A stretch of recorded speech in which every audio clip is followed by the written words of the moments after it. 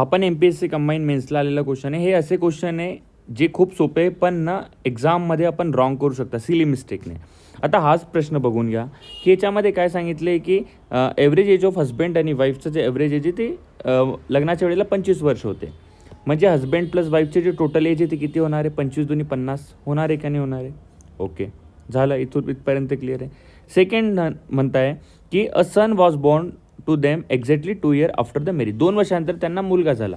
मग after 2 year यांची जे टोटल एज असणार आहे, याला 2 आणि याला 2 दिले तर टोटल किती होऊन जाणार आहे? 54 येऊन जाणार आहे. इथपर्यंत क्लिअर आहे. ठीक आहे. आता तो प्रेझेंटमध्ये 2 वर्षानंतर मुलगा झाला तर प्रेझेंट एव्हरेज एज तिघांची म्हणजे हजबंड, वाईफ आणि काय झालं तुमचा सन झाला, तिघांची 24 आहे. 24 × 3 जर केलं मी किती येतं टोटल 72 येते. इथपर्यंत क्लिअर आहे. आता हजबंड आणि वाईफला जेव्हा मुलगा न झाला होता आणि मुलगा नंतर त्यांची एजमध्ये किती वाढ झाली आहे? टोटल याचा डिफरन्स काढला तर 18ची झाली आहे. 18ची झाली म्हणजे तिघांमध्ये समान विभागले गेले, म्हणजे प्रत्येकाने किती 6-6 वर्ष जगले. म्हणजे मुलगा हा 6 वर्षाचा आहे आणि हे पण 6-6 वर्ष पुढे गेले लग्नानंतरचे. ठीक आहे. लग्न इथे झालं, लग्नानंतर हे 2 वर्ष आणि मुलगा त्यांचं 6 वर्ष झाला. त्यांचं लग्न किती वर्ष झाले लग्नाला? हे 2 वर्ष मुलगा झाला नव्हता आणि 6 वर्षात त्यांचा मुलगा झाला. तर लग्नाला टोटल त्यांना किती वर्ष झाले? 8 वर्ष झाले.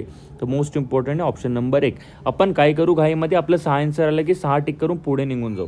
तर ही सिली मिस्टेक आपल्याला एक्झाममध्ये बिलकुल नाही करायची आहे.